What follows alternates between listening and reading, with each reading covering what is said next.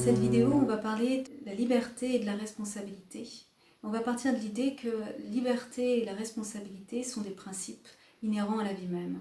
Chaque pays, chaque nation a son interprétation singulière de ce qu'est la liberté et va créer un cadre qui correspond à cette interprétation, qui va être présente dans le domaine politique, dans le domaine éducatif, dans le domaine économique. Donc dans tous les domaines de la société, on va retrouver cette interprétation quand je vais m'incarner ou quand je vais naître au sein d'une nation, selon l'interprétation de la liberté qui a été pensée par les penseurs qui m'ont précédé.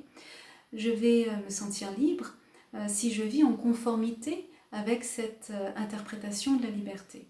Si je nais dans une société qui a pensé la liberté au travers de la nécessité de faire des études pour avoir un bon métier, pour avoir de l'argent et pour pouvoir satisfaire l'ensemble de mes désirs, donc notamment d'acheter une maison, d'acheter une voiture, de pouvoir consommer tout ce dont j'ai besoin et de pouvoir satisfaire à l'ensemble de mes désirs. Si je vis en conformité avec cette interprétation de la liberté, je vais me sentir libre. Et je vais considérer que j'ai réussi à être libre. Si maintenant, dans cette même société, je fais des études, je réussis plus ou moins bien scolairement, j'ai un métier, mais finalement, je n'ai pas l'argent qui me permet de répondre de tous mes désirs, je vais me sentir dans un état d'insatisfaction et de frustration. Ce qu'on peut constater, c'est que dans un cas comme dans l'autre, nous sommes tous les deux dans la même interprétation de la liberté. Et nous cautionnons cette interprétation de la liberté. L'un dans un état de satisfaction, l'autre dans un état d'insatisfaction et de manque, mais tous les deux, nous sommes porteurs de la même interprétation de la liberté. Et dans un état de comparaison, de compétition et de gagnants, de perdants, de gens qui ont de la valeur, de ceux qui en auront moins, de ceux qui véritablement sont des êtres qui permettent de servir l'avancée de la société et de ceux qui sont le poids et les inutiles de la société, les winners et les perdants. Et finalement que je considère dans une catégorie ou dans l'autre, je valide cette interprétation de la liberté. Mais toute interprétation d'un principe qui est inhérent à la vie même est temporaire. Et là, il y a une étape où je peux me sentir limitée dans cette interprétation de la liberté. Je vais éprouver un certain degré de limitation et d'injustice ou de non, ça ne va pas cette interprétation de la liberté. La liberté, c'est pas ça. Et là, je vais chercher à sortir de cette interprétation. Et je vais chercher, et autant dans la première étape, on pourrait dire, est-ce que tu te sens libre et responsable de ce qui se passe dans le monde? Tu vas dire non, je ne me sens pas libre de ce qui se passe dans le monde, ni responsable. Moi, je vis en conformité avec ce qui m'est demandé et surtout, je ne voudrais pas que ça change parce que cette interprétation de la liberté me va bien. Donc je vais chercher à conserver, on pourrait dire, cette interprétation parce que finalement, que je sois riche, que je sois pauvre, que je suis dans un état confortable ou inconfortable, cette interprétation de la liberté me va bien. Quand elle ne me va plus, je suis libre. Est-ce que je suis libre et responsable de ce qui se passe dans le monde? Là, je vais être dans une... je vais me dire, non, je ne suis pas libre de ce qui se passe dans le monde, mais je suis responsable de ce qui se passe dans le monde. Donc, je vais utiliser mon libre arbitre de façon à pouvoir changer le monde et ce qu'il soit davantage en conformité avec la nouvelle interprétation de la liberté que je partage avec une multitude de frères et sœurs en humanité, quel que soit le pays sur lequel on se situe. Il y a toujours des ponts entre les nations et entre les individus. Donc on va se sentir intérieurement unis et porteur de cette nouvelle interprétation de la liberté et mu par ce désir de changer le cadre de façon à ce qu'il soit davantage en conformité avec la nouvelle interprétation de la liberté. Ou sans nécessairement voir que ce nouveau cadre auquel on coopère et qu'on élabore ensemble, pour lequel on milite, pour lequel on travaille, sera lui aussi à son tour une limitation pour les générations à venir. Mais ça fait partie du cheminement. Ces générations à venir, elles aussi apporteront, on pourrait dire, une transformation au cadre par une nouvelle interprétation de ce qu'est la liberté. Donc on voit bien que l'humanité évolue par sa capacité d'interpréter les principes fondamentaux, les idées, en créant de nouveaux cadres, de nouveaux idéaux qui servent, on pourrait dire, l'avancée de l'humanité. Puis, on peut se poser aussi la question, est-ce que je suis libre et responsable de ce qui se passe en moi-même? Donc, toujours pareil, dans ce premier temps, on peut dire non, je ne suis pas libre et responsable de ce qui se passe en moi-même. Mon état intérieur dépend du cadre extérieur dans lequel je suis. Donc, si je suis dans un cadre qui correspond à mon interprétation de la liberté, alors je vais bien. Si je suis dans un cadre qui ne correspond pas à mon interprétation de la liberté, alors je vais mal. Ce qui me met à me mouvoir de façon à changer le cadre. Pour certains d'entre nous, l'interprétation de la liberté passera par la responsabilité de reconnaître ce qui se passe en soi-même, avec cette interprétation, on pourrait dire, de ce qui est de ma responsabilité de répondre moi-même de mes besoins intérieurs, de mon besoin d'amour, de mon besoin d'intelligence, de mon besoin de puissance, dans ma dignité d'être. Je vais combler, on pourrait dire, mes manques et effacer la peur qui est en moi.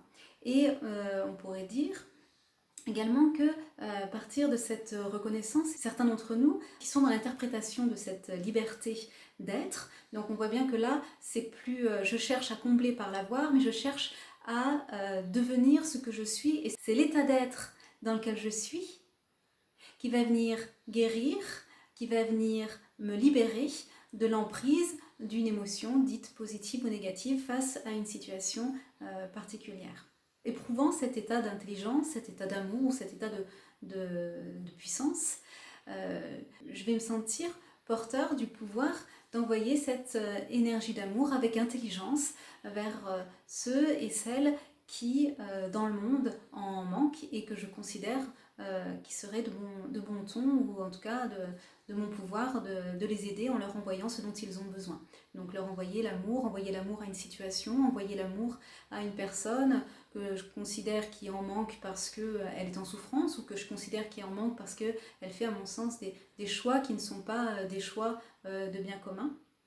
Donc, comme je pourrais envoyer toute mon intelligence envers telle personne ou envers telle situation, en considérant que cette personne ou cette situation manque d'intelligence et pour servir, on pourrait dire, l'avancée de l'humanité. Donc c'est mon interprétation de ce qu'est la liberté et mon libre arbitre, ma responsabilité concernant le service que je me donne en tant qu'être incarné pour servir l'avènement du bien commun. Donc là on voit qu'on passe à à changer un cadre extérieur, à un faire par l'être, où j'agis en termes d'énergie et j'envoie cette énergie où bon me semble. Donc on peut aussi à ce moment-là se poser la question, à partir du moment où je doute de la présence de l'énergie de l'amour, ou de la présence de l'énergie de l'intelligence ou de la puissance de l'être dans une situation, dans un contexte particulier ou au travers d'une personne en particulier, est-ce que à ce moment-là, je ne me coupe pas moi-même de ce que nous sommes fondamentalement? Est-ce que je ne suis pas dans un état de séparativité? Est-ce que je ne doute pas de la présence de l'amour qui est partout et toujours? On voit qu'on est tout au long de l'évolution dans cette démarche d'identifier le problème, d'identifier la cause, et puis de porter une solution, on pourrait dire, à ce problème. Ce qui appartient au personnel, le rendre au personnel, ce qui appartient à l'ensemble, le rendre à l'ensemble. Quelle est l'énergie fondamentale qui est présente en tout, partout et toujours, que je m'approprie personnellement et qui fait que je suis dans la déformation de cette énergie? Je me prends personnellement pour cela. Et me prenant pour cela, on pourrait dire, je suis dans un état de séparativité. C'est peut-être l'énergie de l'amour, et je vais considérer que je suis plus aimant que telle ou telle personne ou c'est peut-être l'énergie de l'intelligence et je vais considérer que je suis plus intelligent que telle ou telle autre personne, ou pareil, je suis porteur davantage de vision ou de volonté, de puissance que tel ou tel autre. Et chaque fois que je m'approprie personnellement ce qui appartient à l'ensemble, inévitablement, je suis dans un état de séparativité. Et dans cet état de séparativité, il y a la peur. Je suis manipulée par la peur. Même si je suis dans cette intention de bonne volonté et de service, de bien commun, puisque je m'approprie, on pourrait dire personnellement, le service de l'âme qui agit en tout et partout à travers la multitude. Donc à chaque fois que je doute du plan d'évolution de l'amour qui œuvre au service de la vie une à travers la multitude, je me coupe de l'être fondamental que nous sommes. La fraternité est un principe, tout comme la liberté, inhérent à la vie même. On pourrait dire que, éprouvant cet état d'unité, cet état d'amour, on peut alors se poser la question, qu'est-ce qui est à l'origine de la présence de l'amour que nous éprouvons, que nous connaissons comme étant la réalité dans laquelle nous vivons, nous avons la vie et nous avons notre être. Là, on réalise qu'aucun d'entre nous n'a engendré l'amour, que l'amour est, que l'unité est. Donc, nous n'éprouvons pas la réalité de l'unité, nous ne pouvons pas entrer dans la vie de la vie et être totalement libérés de notre illusion d'être séparés de la volonté de la vie même et qui est en chacun d'entre nous.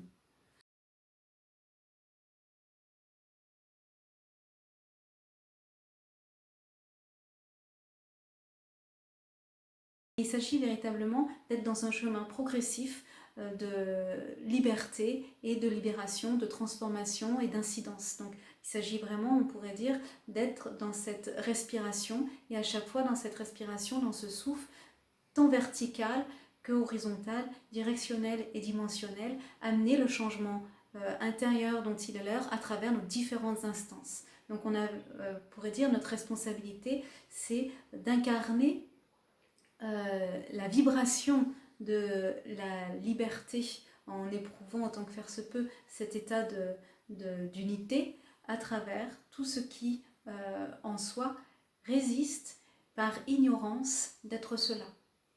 Donc on est dans cette coopération et dans cette fraternité à l'œuvre, tous en fonction de là où on se situe dans notre interprétation temporaire de ce qu'est la liberté. Et chemin faisant, on avance, de toute évidence, on avance.